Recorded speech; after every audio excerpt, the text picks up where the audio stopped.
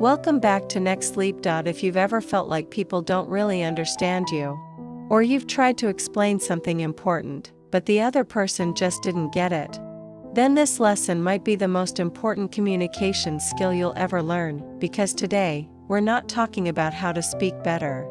We're talking about something far more powerful: how to listen. Let me ask you a simple question. Do you like it when someone truly listens to you? Not just nodding. Not just waiting for their turn to talk. But actually listening, carefully, patiently, and with real attention. Of course you do. Now here's the second question. When someone listens to you like that, how do you feel about them? You trust them more. You like them more.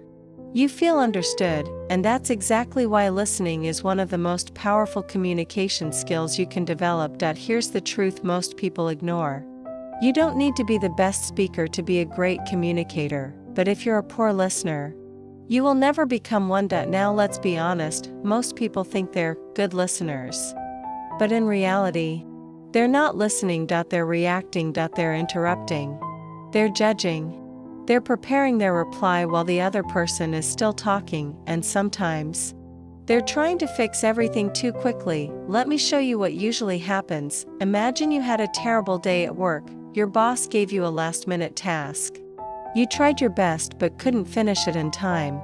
And then you got criticized. You go home, frustrated, and you tell someone close to you. Now what do most people do in this situation? They say things like, "It's not a big deal. Just forget it. Life is like that. You'll get used to it. Next time, just do this. You should have handled it better." If I were your boss, I'd be upset too. Your boss is terrible. Don't care about it. You're so unlucky. Sounds familiar? These responses fall into common patterns. They deny your feelings. They lecture you. They give advice too quickly. They judge you. They take sides. They show excessive sympathy. And here's the problem: none of these actually make you feel better. In fact, they often make you feel worse. Why?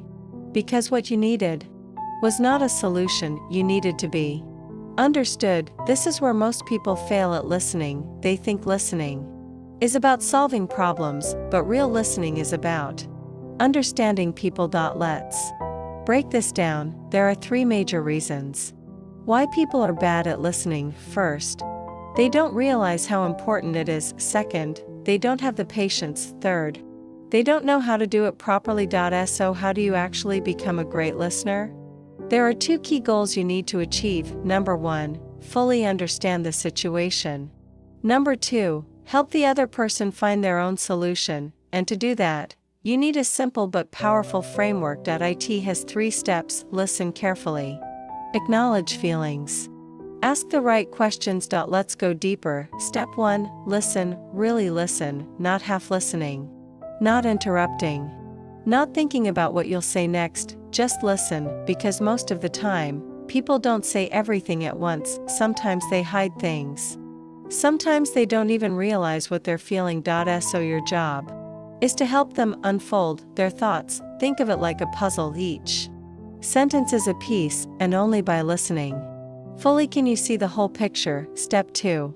Acknowledge their feelings. This is where most people fail. Instead of saying, "It's not a big deal," try saying, "That sounds really frustrating. You must have felt upset. I can see why that bothered you." This is called empathy, not sympathy. Sympathy is feeling sorry for someone. Empathy is feeling with them, and this one shift changes everything, because when people feel understood, they relax, they open up, they trust you. Step 3, ask better questions. This is where real transformation happens. Instead of giving answers, you guide them to find their own. You can use a simple structure. First, ask about feelings. How did that make you feel? Then, ask about their goal. What do you want to happen?